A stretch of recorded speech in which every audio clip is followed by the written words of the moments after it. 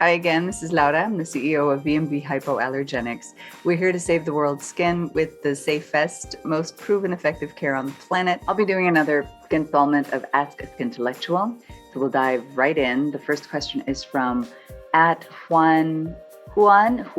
How do you treat sunspots? I had too much sun. So honestly, for sunspots, prevention is really sort of the main thing. We all sometimes have accidents and get too much sun, but if you are then really meticulous about using a full spectrum or broad spectrum indoor and outdoor sun and light screen every single day, indoors and out, because indoor lights, visible lights from computer screens, from lights above, they all worsen sunspots, melasma, things like that. That alone can already help lighten the sunspots. And even if you were to do a more aggressive treatment, like with kojic acid or something, you would still need that daily indoor-outdoor sun and light protection in order to lighten the spots, because melasma, spots like this, hyperpigmentation, are notoriously comeback kids. They really come back. So yeah, I would really concentrate on using an Armada sun and light screen indoors and out every single day. And certainly double up in the sun. Reapply every 1 to 2 hours. In the US, you can use our Stay On Point. It's a barrier cream, which is very occlusive and can help. The next question is, can we use cream cleansers, our cream cleansers, VMV cream cleansers, as body cleansers? And the answer is yes. Pretty much everything we make for the face can be used on the body, with the exception maybe for like the genital area, the mucosa down there. For that, you can use the cream cleansers, for example, but we wouldn't advise using the hardcore actives in that area. Virgin coconut oil would be great as well. But yeah, totally, you can use our facial cleansers on the body. Seth V. Zapanta is asking what product to use for acne. Again, prevention plays such a key part. And interestingly enough, it's not just non-comedogenic that you're after non-acnegenic. While comedogens will build up and clog a pore and form a comedone, acnegens, or a lot of them are irritants or allergens, will irritate the pore and cause inflammation and potentially, and then infection and acne, right? So if you would to use non-comedogenic, non-acnegenic, hair care, skin care, makeup, that goes a long way already. The second is something like Super Skin Toner, which has both mandelic acid and monolaurin, is fantastic. The third is a little complicated since COVID, which is because of all the necessary disinfection. We have a little bit of an imbalance in our microbiome. So if you're dealing with acne that is really not going away, not responding to anything you're using, or that is getting really big and unwieldy, I would definitely suggest go see a dermatologist just to rule out another organism at play. Or for example, if it's maskne or sweat acne, which is actually Malassezia folliculitis, you need an antifungal.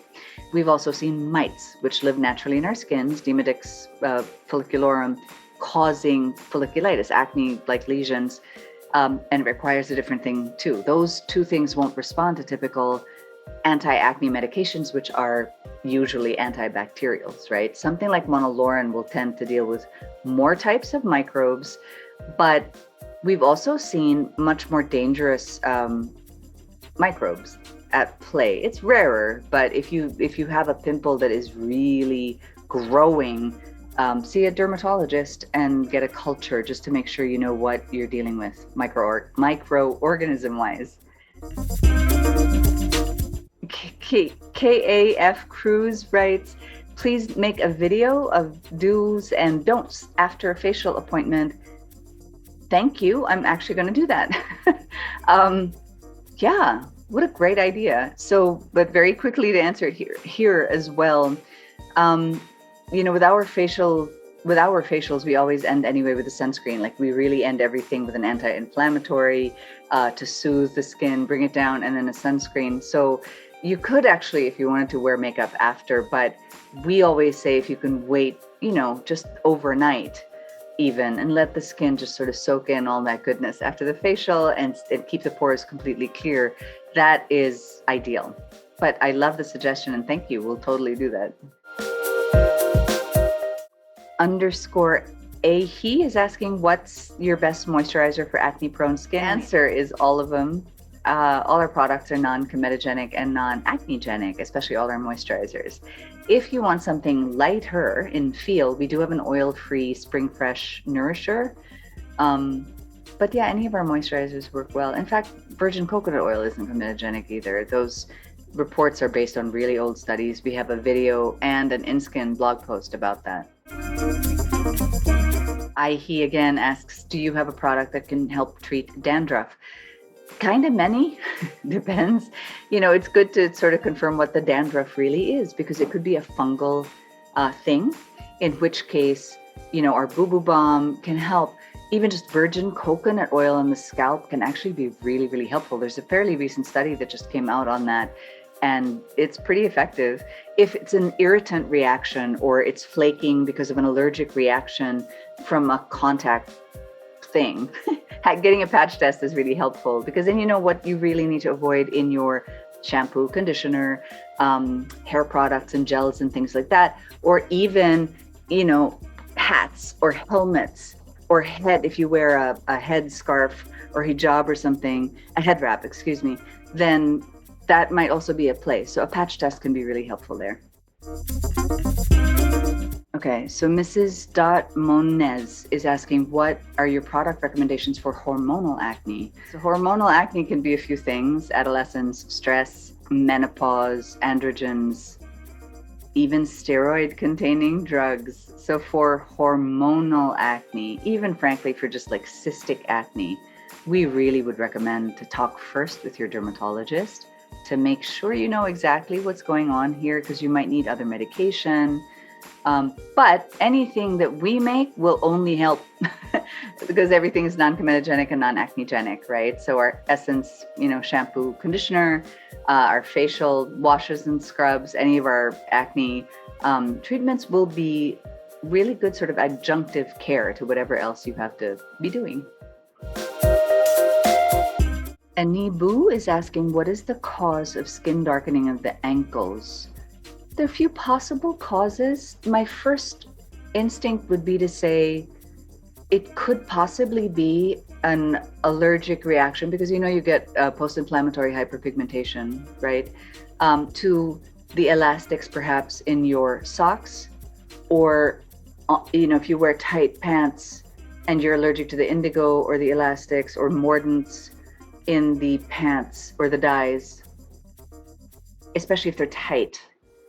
We tend to see those reactions in the areas of most contact, which can be the shins, the ankles, the knees, that sort of the groin area. That would kind of be my first guess, in which case a patch test can really be helpful to really, a lot of these skin reactions and darkening, it's really like Sherlock Holmes, right? Like you have to find the cause. And to do that, a patch test can really be elusive. It's so helpful to show what it is you in particular are sensitive to. And then you can start looking at, okay, that's in my cup holder or in my jeans or whatever.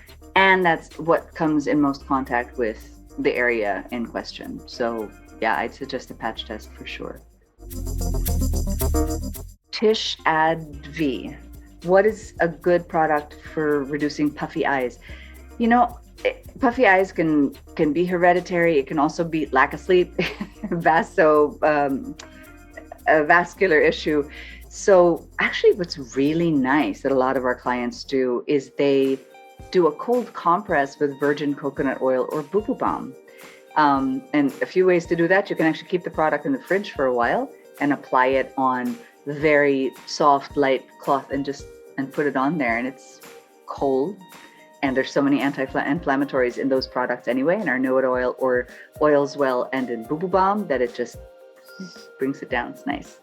We'll stop there because there's a lot, and I love some of the suggestions, and perhaps some of these questions we can flesh out into a more full video with more information. So keep the questions coming here in the comments on YouTube or on Instagram, on Facebook, certainly on our websites, vmvhypoallergenics.com in the US and internationally, and VMV Hypoallergenics pH.